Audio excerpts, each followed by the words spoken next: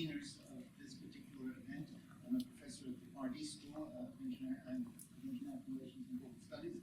We're very pleased to have with us two speakers, and we're also very pleased to have such a great turnout of students and researchers and fellow faculty members who are turning up for what I believe will be a very interesting discussion. I say that I'm one of the conveners, but unfortunately, I do have to simply say, as many of you already know, my co-convener, Professor Joe Fewsmith, to help put this event together, and was a friend I knew for almost a quarter century, who passed away quite unexpectedly a few days ago. I just want to acknowledge Joe. He was, as I said, both a very fine scholar, a great expert on China and on Taiwan, and also really a close friend of mine for a very long time. We'll all miss him. It's difficult in many ways.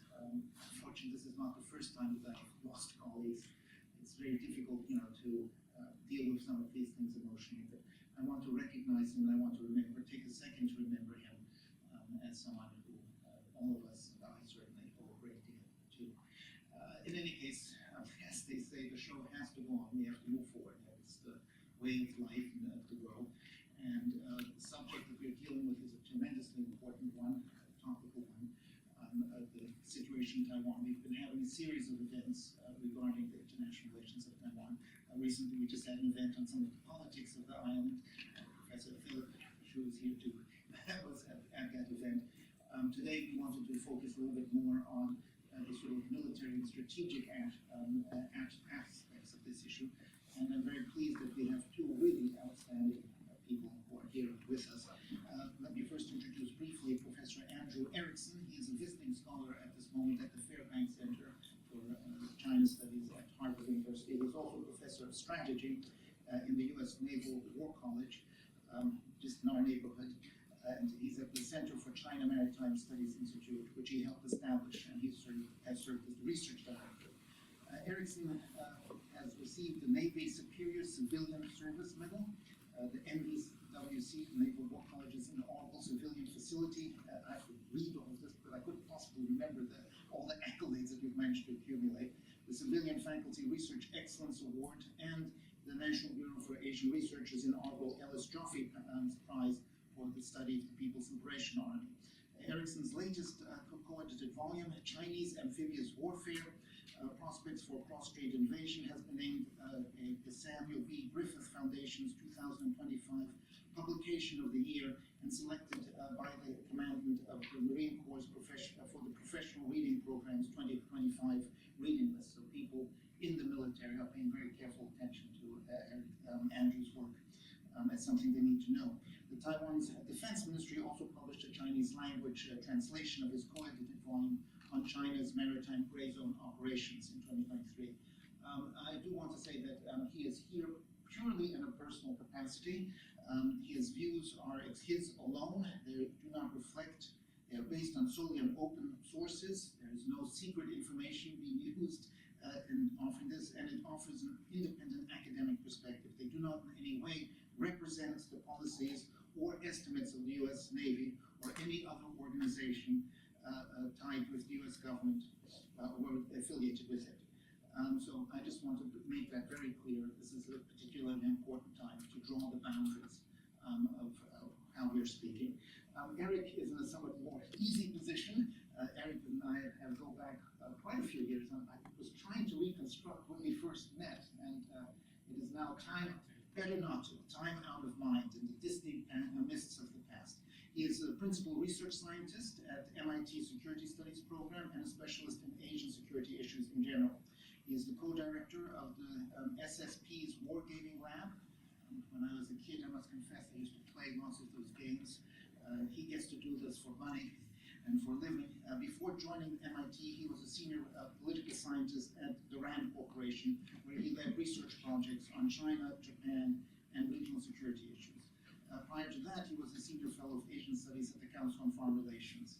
He is from Swarthmore College and earned his PhD in political science from MIT. He is fluent in both Chinese, I can't attest to that, but he's also, I can say, fluent in Japanese, and he is a captain in the U.S. Army Reserve. He has a number of other equally important set of publications. I can't go through them all, I simply confess. We need to get on to the main subject. So we're pleased to have both of them. Let me also two quick announcements, matters of how we proceed. Please do not, we have official photos, and we're going to have a recording of the main conversation, the presentations. They'll be 20 minutes each. Eric told me to, Andrew told me to police him, so I'm going to hold him to that. Those 40 minutes will be recorded, and we'll be putting them up on the website for those of you who want to refer to it later on. We will have a Q&A section afterwards, that Q&A section will not be recorded, and we would like to use what we sometimes pretentiously call the Chatham House rules for the Q&A section. The Chatham House is one of the United Kingdom's, England's most famous research institutes, and what it basically means is that those conversations, the things that we are saying among ourselves, all of us, are not for attribution. That is, this allows us to speak freely, to converse freely, exchange ideas, but they are not to be, quoted, right, written down, or published in any other way. So again, I'd like all of us to try to abide by those principles. All right, without any further ado, I'd like to turn the floor over. I believe Andrew is leading the way. Thank you.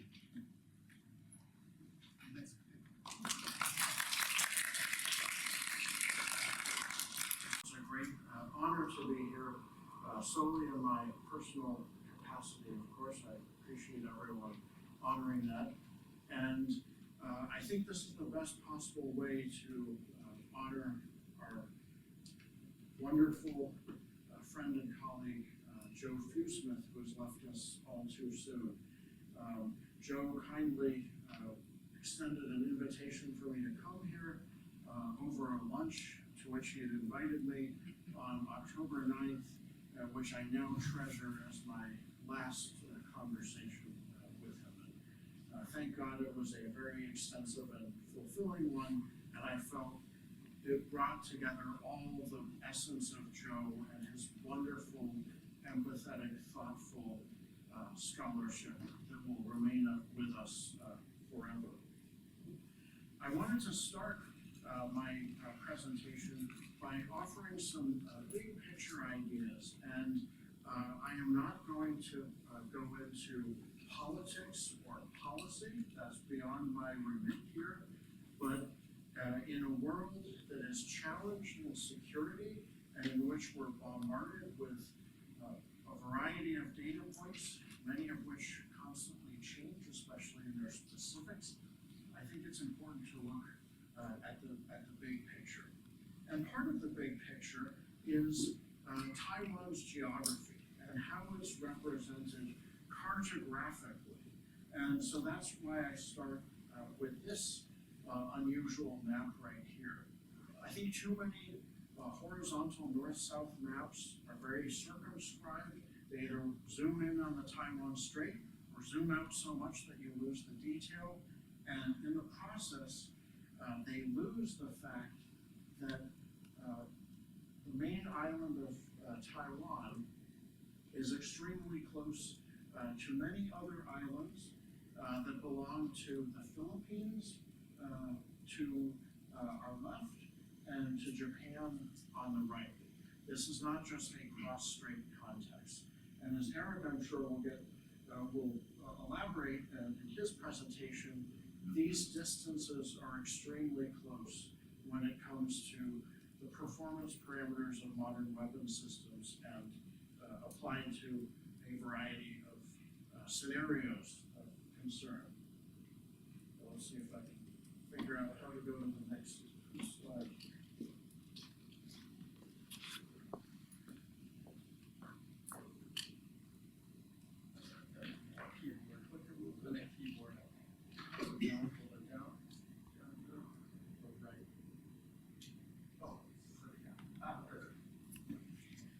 So again, I'm offering a larger picture strategic context. I'm aware that there are many different perspectives on this, including quite possibly in this room.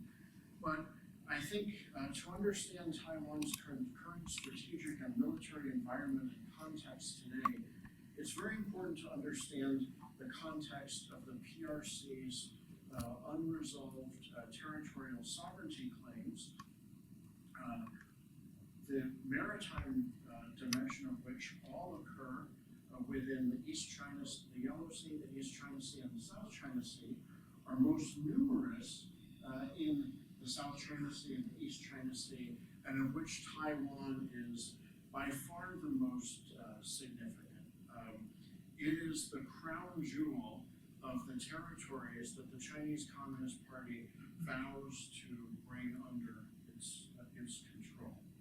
And that's why it's so important to some of the issues we'll be discussing tonight.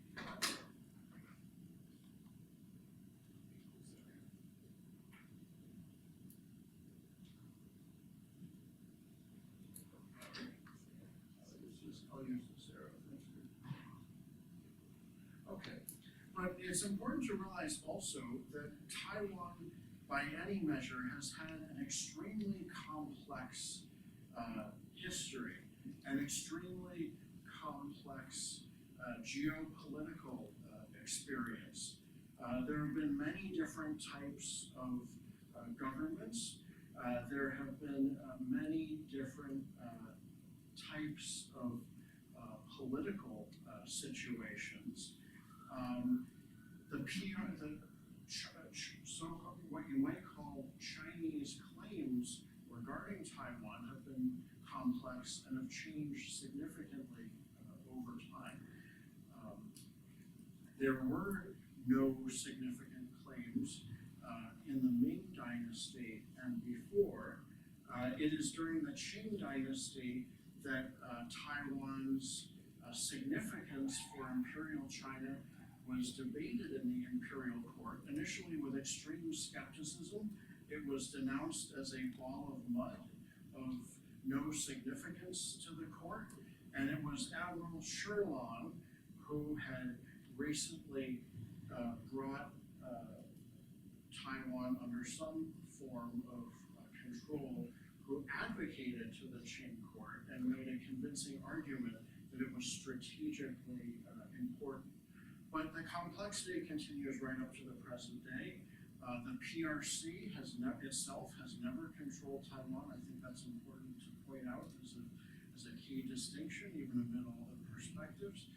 And as I said, among Taiwan's complexities is that no single government has controlled all of Taiwan's main island before circa 1915. That's an extraordinarily significant aspect that I think is not as widely appreciated as it might be. But with Taiwan's longstanding geopolitical significance and its very strategic geography and geographical position, it's hardly surprising that Taiwan almost became a central battleground during World War II. Imperial Japan and the United States each had major plans for a climactic battle based around Taiwan that would have involved military operations far larger than the enormous D-Day landings of 1944. The U.S. had extensive military planning for this scenario called Operation Causeway, which the U.S. finally called off because Imperial Japan and local Taiwanese forces under its control had created such a, what you might call a counter-intervention environment that U.S. military planners judged that it was impossible to have an invasion of Taiwan effectively, even devoting enormous forces. And this speaks to Taiwan's own natural geographic advantages, to which we'll return momentarily. But Taiwan also came up very much during World War II, and especially afterward, being seen as a linchpin, a key node, if not the most important node, in the first island chain. Because of the extreme lack of land territory across the Pacific, the islands that are there assume tremendous strategic importance, particularly the ones that are large enough to have significant resources and support very significant military operations, from monitoring to supporting forces to serving as a launch pad for those forces. So key American strategists such as General Douglas MacArthur, pictured here, saw Taiwan as critically important in that context, and the first island chain as well as the second island chain going down through Guam as being essential for the United States and its allies to control, so that eventually an emerging communist China and communist Soviet Union could not break out of Eurasia and control the Western Pacific in that area.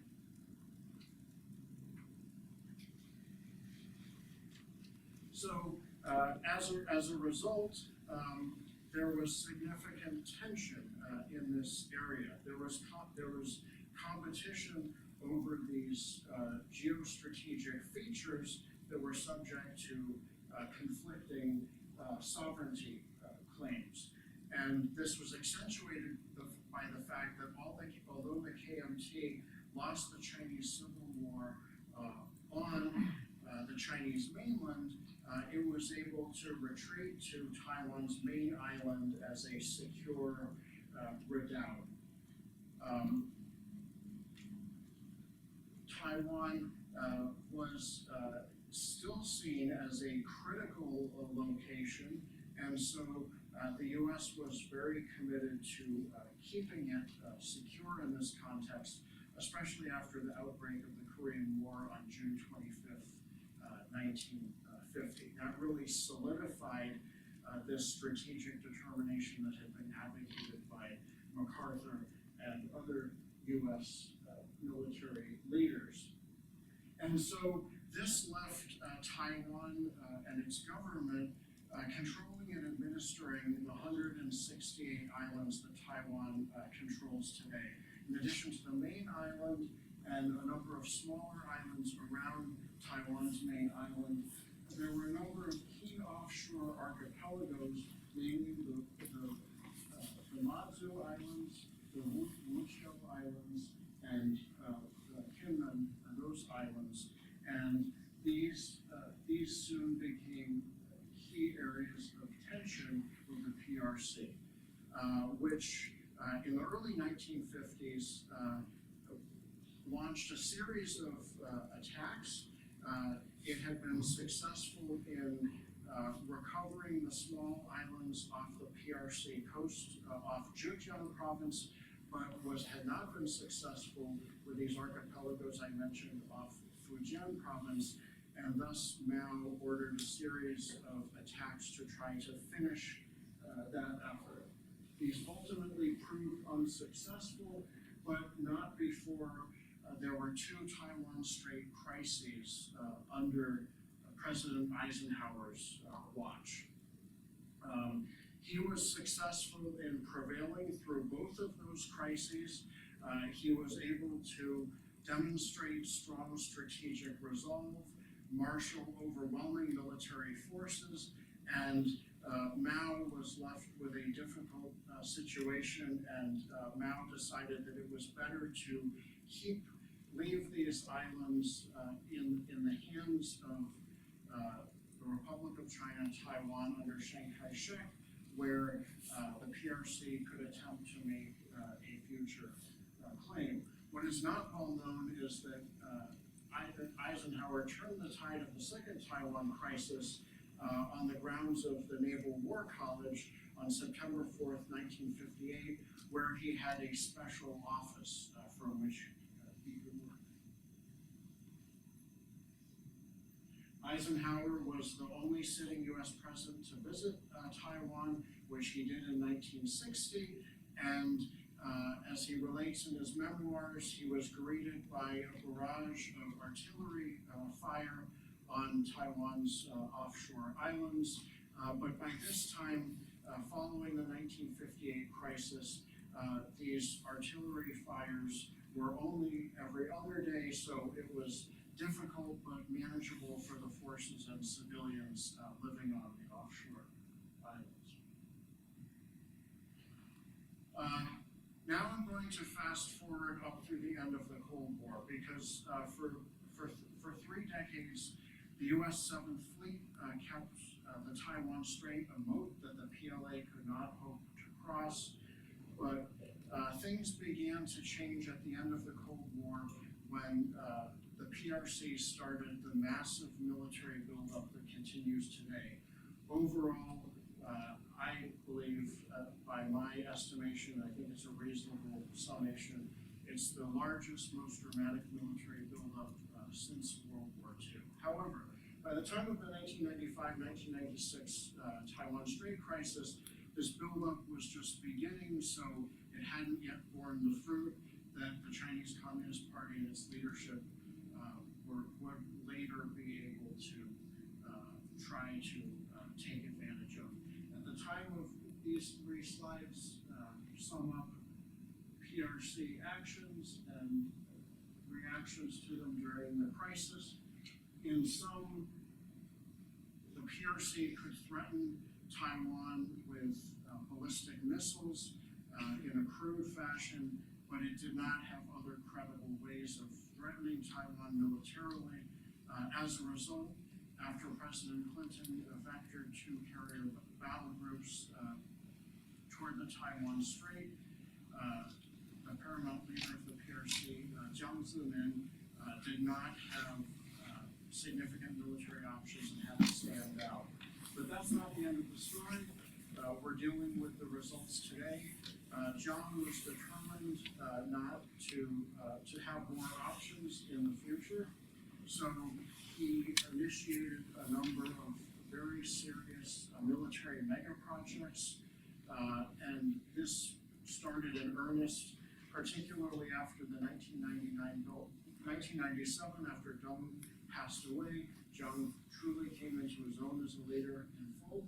And then in 1999, after the Belgrade embassy bombing, Jiang did not let that crisis go to waste. He launched key military mega projects, including building the world's first anti-ship ballistic missile, of which China now deploys several types.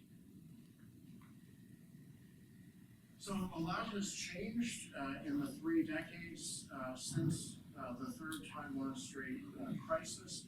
If you look at the Pentagon's annual China Military Power Report, these charts are from the latest one, last December 18th. The cross-strait military balance comparing PRC and Taiwan forces has changed dramatically.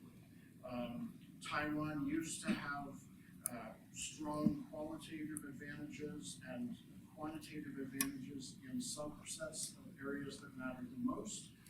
Now it no longer largely has the quantitative advantages, and the qualitative advantages have largely eroded as well with China's major military buildup. This applies across major force types, but here's where it's important to come back to Taiwan's strategic geography, as I promised we would. Taiwan has extremely strong defensive natural geography that can be built on and accentuated to great effect with modern asymmetric weapon systems, a whole variety of these systems. Taiwan is hard at work on this, in part with U.S. assistance, and by continuing this and continuing to focus on this, Taiwan has a wide range of asymmetric options available. So the overall changing cross-strait military balance in terms of aggregate beam counting is far from the entirety of the story. And this is something that's very important to mention. But as we get ready for Eric to make his points, including about various military operational scenarios, one of the key big picture themes I want to leave you with is that the PRC under Xi Jinping over the last nearly 13 years, has been working very hard to continue to strengthen its military and to increase its military options. These efforts have taken the form in part of a series of large-scale, increasingly sophisticated military exercises around and against Taiwan, particularly since 2022. This is just an incomplete subset of the maritime components thereof. It's almost like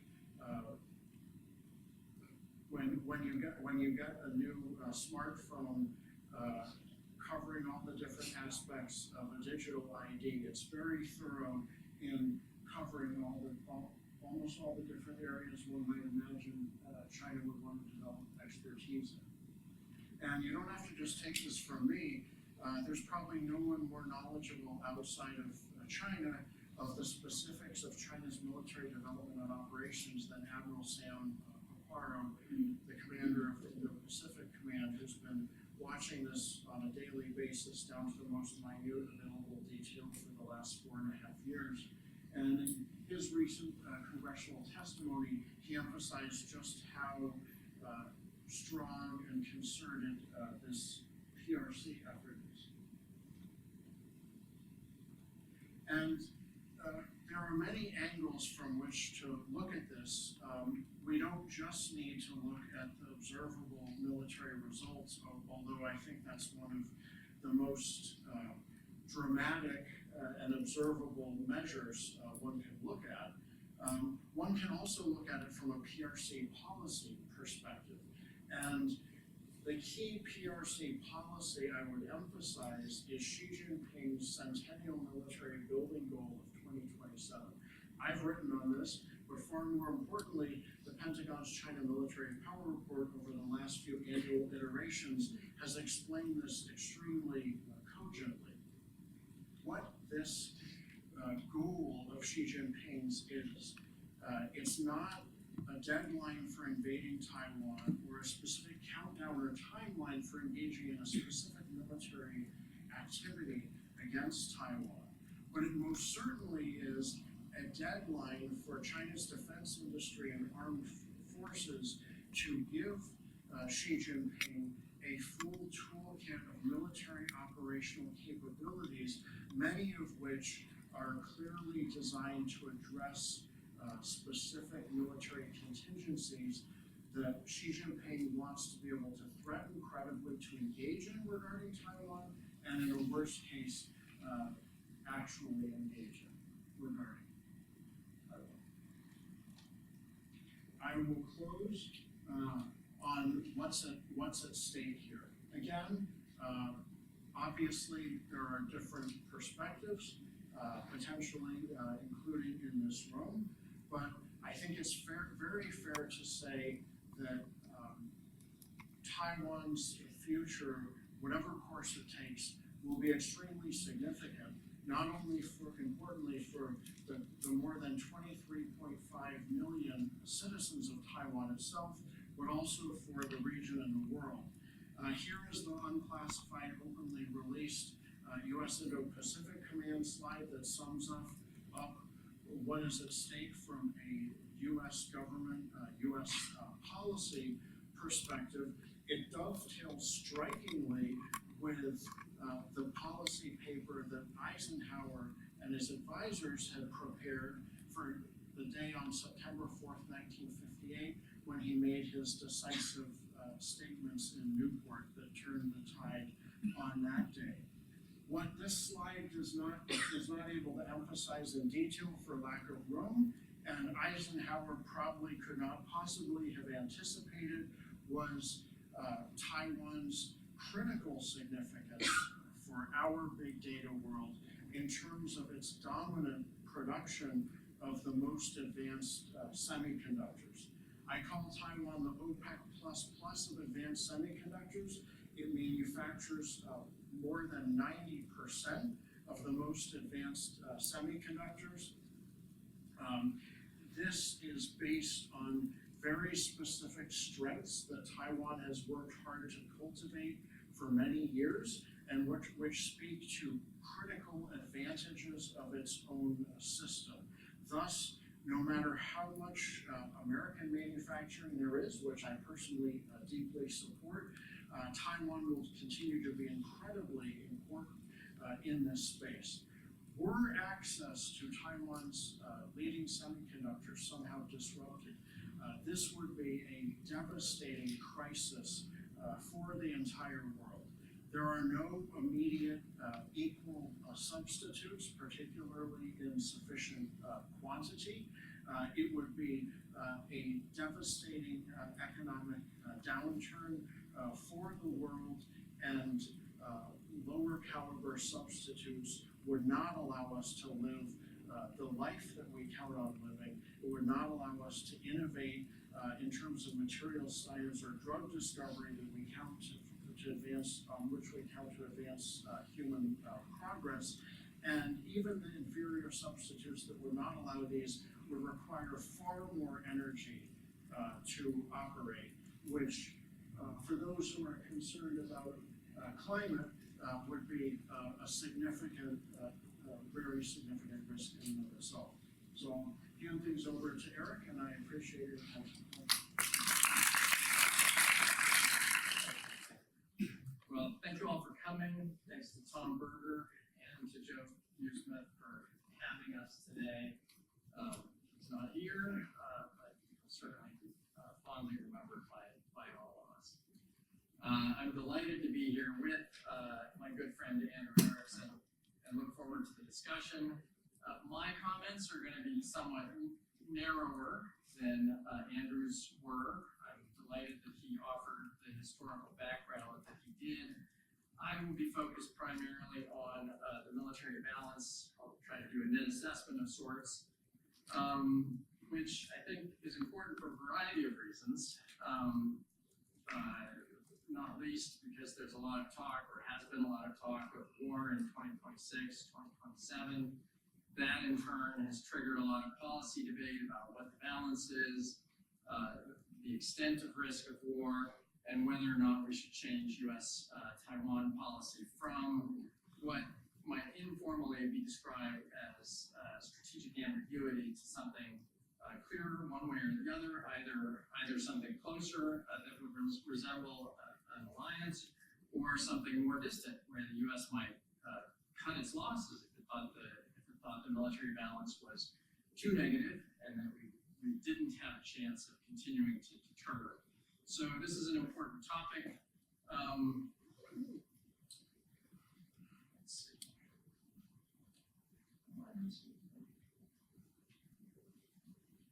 All right. So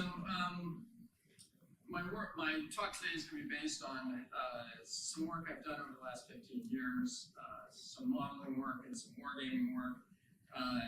On the top left there is the U.S.-China military scorecard, which I ran with a fantastic team of folks in 2015. The data is certainly not current, but the modeling methodology still applies. The other 4 reports up there summarize some of the wargaming work that I and others have done. This work was all done in close collaboration between myself at MIT, Matt Kansian at the Naval War College, and Mark Kansian at CSIS. Each of those reports is based on a series of war games, about 20 war games each for about 80 games in total, and some of the people in this room have participated in those. Anytime we talk about the balance of power, it's important to remember that you have to talk about the balance in the context of specific scenarios or a specific scenario. So today I'll limit my talk primarily to the scenario of Chinese invasion, a hypothetical invasion of Taiwan. So that recorded in the upper right, first battle of the next war. I'll say a couple of words if I have time about what makes a blockade both similar and different from that scenario. Now I'll go back here. Okay, so those are the topics I'll cover. Before I dive into specifics, I want to say just a couple of words about what might be called the aggregate balance of power, and a couple of quick points here.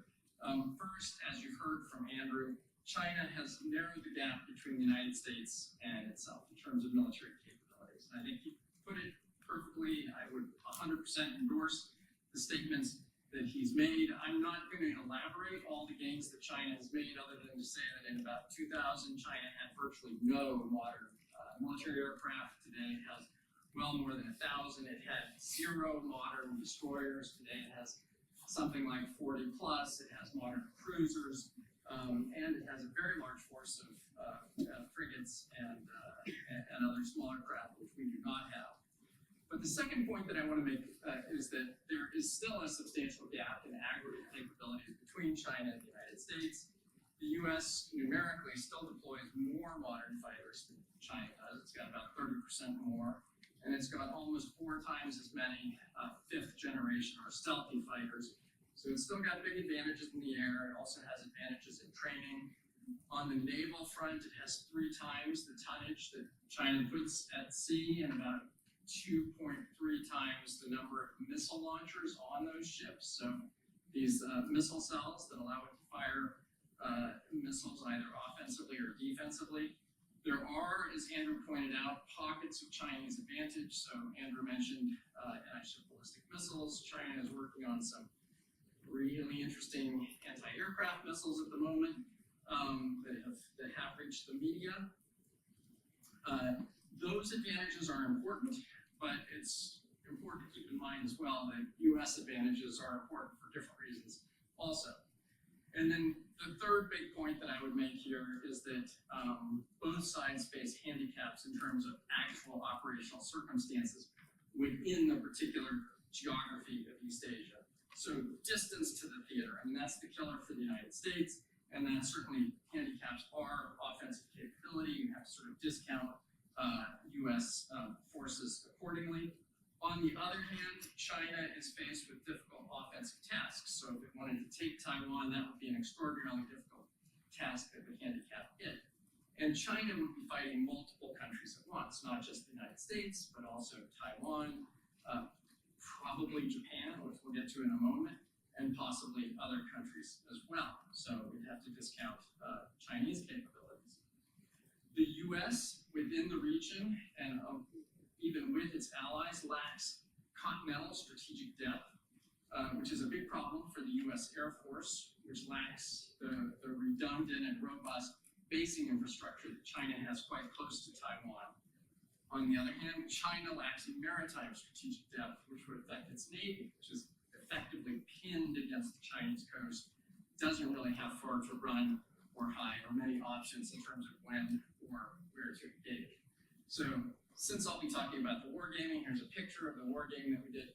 Much of this, or most of these games, were played with recently retired general officers and others, including service secretaries or DASD level Pentagon officials out of office. Don't worry, I'm not going to say much about this, but the work is kind of based on 2 types of activities. One is modeling, which is just sort of mathematical representations of different aspects of combat. Here we have some modeling or some math on missile attacks against ships and the ability of ships to defend themselves against attack. War games, on the other hand, are collections of models with periodic time hacks to allow players to reallocate their assets or their resources between geographic areas or functional activities. So I can take that squadron of aircraft that had been doing a ship attack yesterday, and I can put it to defensive tasks today. So those are the 2 types of activities that I'm going to be talking about. And now I'll reveal why I put up that last slide. So I put up the slide about defense of warships from missile attack. According to that math, where we use probabilities of kill, right? The probability of a single missile, a single interceptor intercepting the attack, and then cycling through with 3 layers of defense. According to that kind of math, there's a 2.7%, less than a 3% chance that an attacking missile gets through to strike the defending ship. But 2 different analysts have looked at the history of missile attacks on ships, right? What actually happens when real missiles are fired at real ships, and it turns out something quite different happens. 26% of missiles get through to hit ships. Now, Obviously, this is going to depend on circumstances. I'm not saying that this law of PKs is wrong. What I am saying is that there hasn't been a naval war, a high-end naval war between major powers since World War II. We simply don't know what this would look like in the context of the US-China war. We don't know how these systems would necessarily perform. So, two takeaways here. First of all, you always really need to do sensitivity analysis if you're going to try to do any type of quantitative work, or wargaming work, or modeling work. And second of all, you really need to be kind of humble about what the outcomes might be and acknowledge a huge degree of uncertainty in all this work. By the way, this is the Sheff field on the bottom. So I call this the rule of Clausewitz because Clausewitz was all about friction and sort of the human element and more uncertainty. And in the case of the Sheff field, the commander was, I think, in his bunk when the exocet attack occurred. The air defense warfare officer was not in the combat information center, and the equipment didn't work properly. So basically, You don't network. Some of us all need to properly forward British ship with some production. Major yes. So in our own wargaming work, the reason that we ran 20 games for each of these reports is that we wanted to do the sensitivity analysis. So we ran, for this particular study, 24 iterations of the invasion scenario, and we varied a number of assumptions about political conditions, the effectiveness of different types of military equipment, and the operational competence of the Chinese, Japanese, Taiwanese, US actors. All these had effects, but in the end, the gaming results proved relatively robust against changes to most of those variables within sort of reasonable bounds. The exception being the core or three core political assumptions that I'll get to in a moment, which really could make a major difference in outcomes. So what were the outcomes that we found? Here, there are really two big headlines that I have to hit. The first is the most important in my view, and that is that China generally failed to achieve its operational objectives. It failed. By the end of most games, the Chinese amphibious fleet was destroyed, and its land forces on Taiwan were isolated. There was some variation, again, in terms of how definitive that outcome was, but the only exceptions were really when we had changes to core outcomes, and I can kind of list those now. One is that Taiwan doesn't fight. It's a possibility. We didn't actually play it because there's nothing to play then, right? Another is that the US doesn't engage actively with its own forces. In other words, there's no Ukraine option here where we just support Taiwan with weapons. And the third is that Japan provides basing for US forces to conduct combat operations. Without those, the results wouldn't hold. And then the second big takeaway is that all of this came at an extraordinarily high cost to all of the actors. So the losses to China, the United States, Japan, and Taiwan were high. This second point was really the takeaway for the Wall Street Journal and other media that reported on the game. And while the losses, I think, are certainly important, not least for humanitarian reasons, I'd say there's secondary, in my view, to the operational outcome. China's objective in launching an invasion would not be to inflict casualties on Taiwan or to inflict casualties on the United States, but to achieve its objectives. So if the campaign is likely to fail, or if there's a very high risk that they foresee, then we're likely, not guaranteed, but likely to have no war, therefore no casualties. All right, I'll say just a few words about what explains the operational outcome, and then talk a little bit about what generates casualties. So I'm going to tell you the sort of good news story first, and then the bad news story. So it sounds a little one-sided. That's why. Okay, this is the typical extent of a Chinese lodgment by about week 4. China typically puts about 1 or 1.5 corps ashore on Taiwan. 35,000, maybe 45,000 troops ashore. By that point, the amphibious fleet that gets them there and critically keeps them supplied is destroyed. Now, if China does gain the extent shown on here, then it will have captured 2 ports and 1 airport. That's very important and dangerous. But generally within the game, China's ability to use those facilities is limited both by Taiwanese sabotage before the fact, in other words, before those were captured, and more importantly by U.S. continued missile attacks against those facilities after their capture. By this point in the conflict, about 4 weeks in, Taiwan has also moved its troops to the area, as well as mobilized reserves, and we'll get to Taiwanese forces in a moment. A little bit more on why the operation fails, and the crux of the explanation here, I think, is that there are two battles going on. They both overlap, but they happen at very different speeds. So they're simultaneous, but they occur at very different speeds. The first battle is the ground war. And this is a battle that takes place at the speed of a guy crawling under barbed wire or possibly walking, but it happens very, very slowly. It's an attrition battle. Historically, invasions against large defended islands have been very drawn out, long affairs. So if we look at comparable sort of campaigns in history, we've got the duration of the campaign there on the right. Typically, they last from anywhere between 5 weeks and 8 months. And that's generally with air and naval superiority. Taiwan itself is a formidable target, even though China's aggregate capabilities are much greater than Taiwan's. Taiwan has an active duty army of close to 100,000.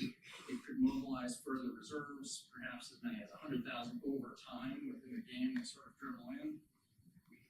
As Andrew mentioned, Taiwan's terrain is absolutely atrocious. Now, he put up a map, and the map was good. It showed the mountain range down the middle. That mountain range means that water is coming off those mountains, right? So that terrain is cut the entire way down. There are dense jungles. There's a lot of urban terrain. There's no good terrain on Taiwan.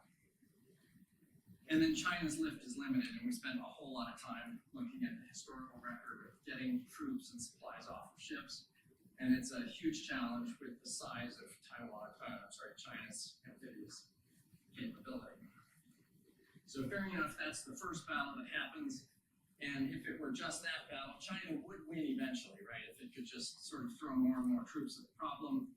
But the second and simultaneous battle is the maritime missile fight. And this battle takes place very fast. So I don't want to be too cute about it, but this battle, or at least the engagements, take place at Mach speed.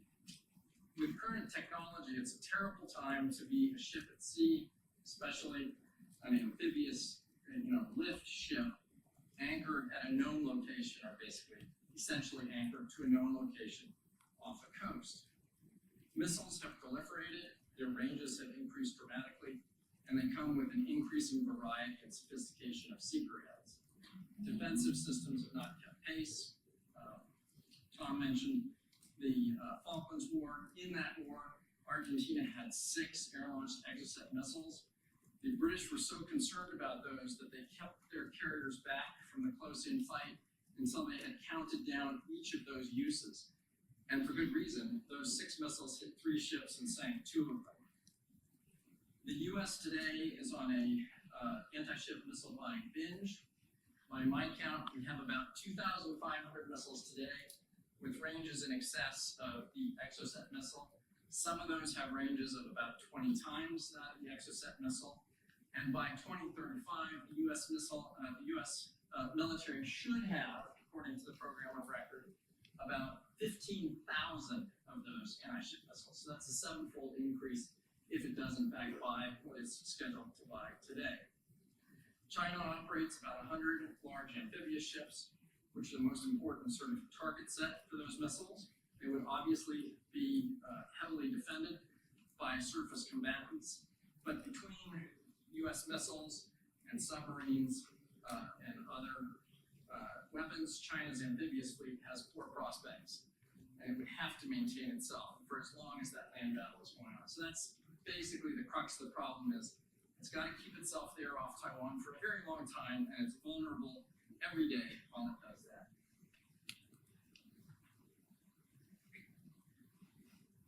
Sorry about that. Okay.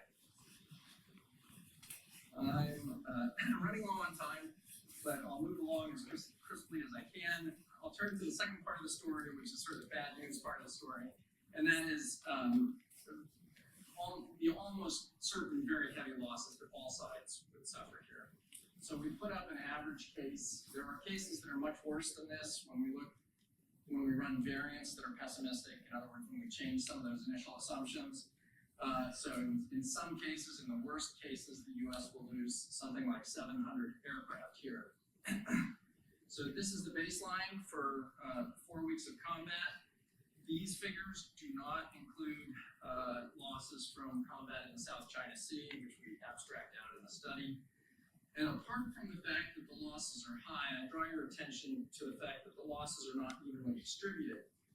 The US essentially trades its Air Force for China's Navy.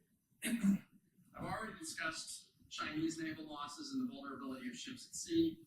Obviously, US ships are going to be equally vulnerable, but the US has this maritime strategic depth and can choose when and where to engage. It can wait if it wants to. On the other hand, the problem for the United States is the lack of this depth for its Air Force, right? The lack of continental depth, and the fact that it has to crowd into these handful of air bases that are within range of Taiwan. To the extent that it does that, those aircraft are extraordinarily vulnerable to Chinese missiles. So Andrew mentioned the Chinese missile threat. He mentioned anti-ship ballistic missiles. These are somewhat more traditional missiles. The range of China's conventional armed missile force has grown dramatically. So this chart out here on the right is a little bit hard to see, and it's supposed to depict the short-range ballistic missiles and the intermediate-range ballistic missiles. But those IRBMs, the longer-range missiles, reach all the way out to Guam. And it's captured on the slide, but apparently not showing up very well here.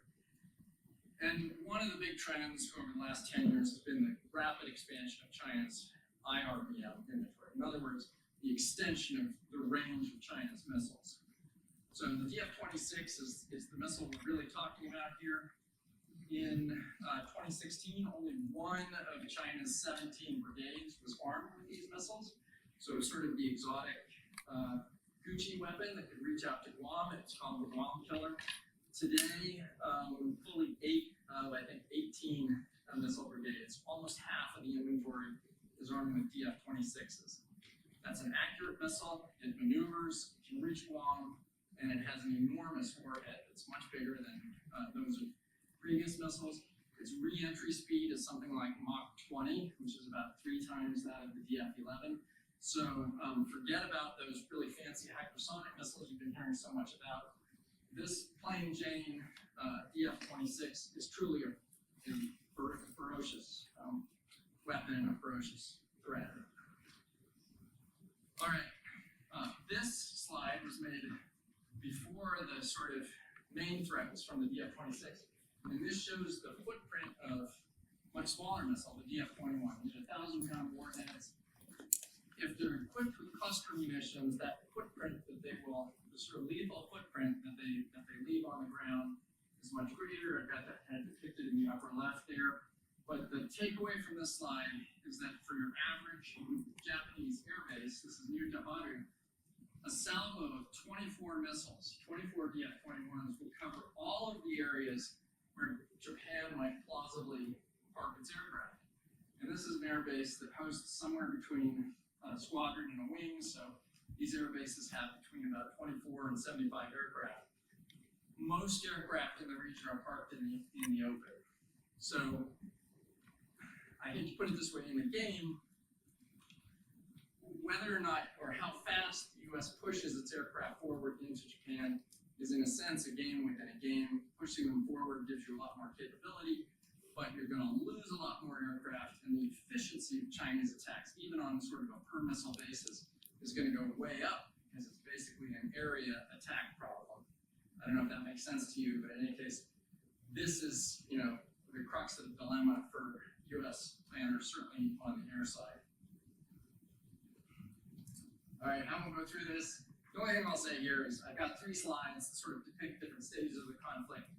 I've told you that the operational outcome at the end of the day is good for the United States, but at the beginning, the problem looks quite dire from the U.S. standpoint.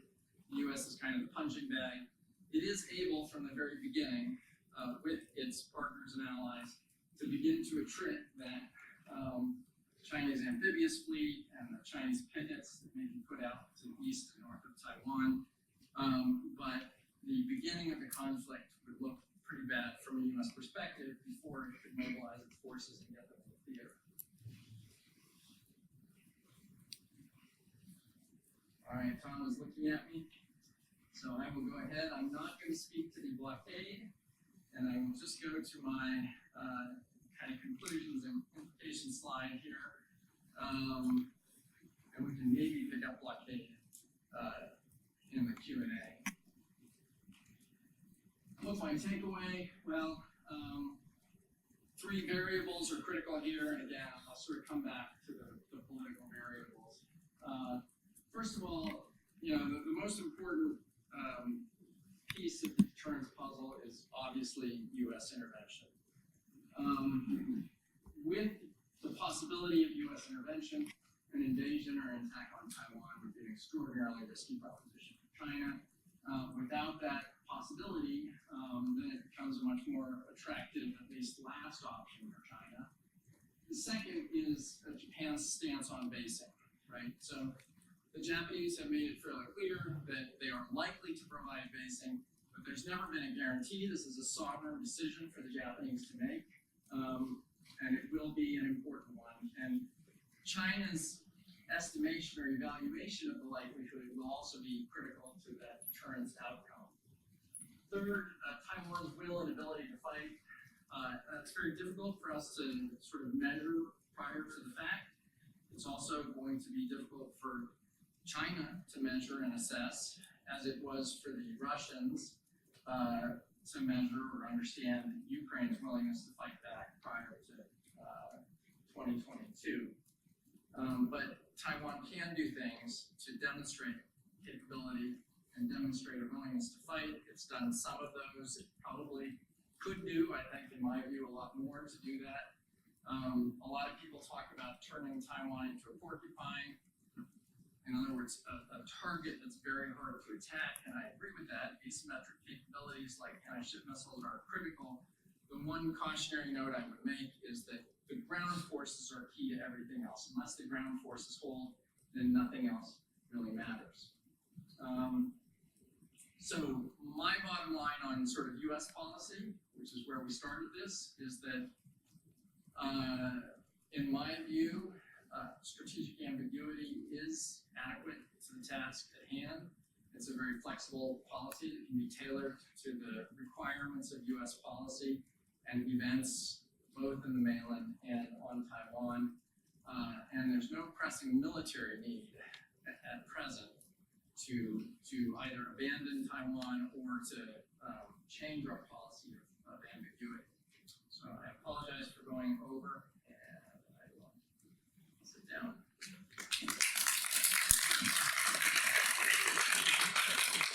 Let me quickly thank Andrew and Eric for this very detailed and comprehensive new understanding of the background and of some of the military realities. I mean, in the end, politics, right, to quote Mao, practical person, you have to put politics back in command. Political decisions can be critical, but at the same time, it's important to have an understanding of the realities as best we know them, which are there. Let me also, before I turn, I have lots of questions, but I'm going to turn over the floor to you guys because I want to give you an opportunity. Let me just quickly, because I was remiss earlier, to thank both of the Boston University Center for Study of Asia for helping organize this event, Neil Sharma, the director, another friend of mine who can't be here with us. And I do want to also thank very much Maria Elena Beckstrom, who has provided lots of the critical logistics support. Logistics is for the military, well, it's just as important for the academy. All right, without any further ado, I'd like to turn the floor over to you. Let me just tell you, we're now going to Chatham House rules.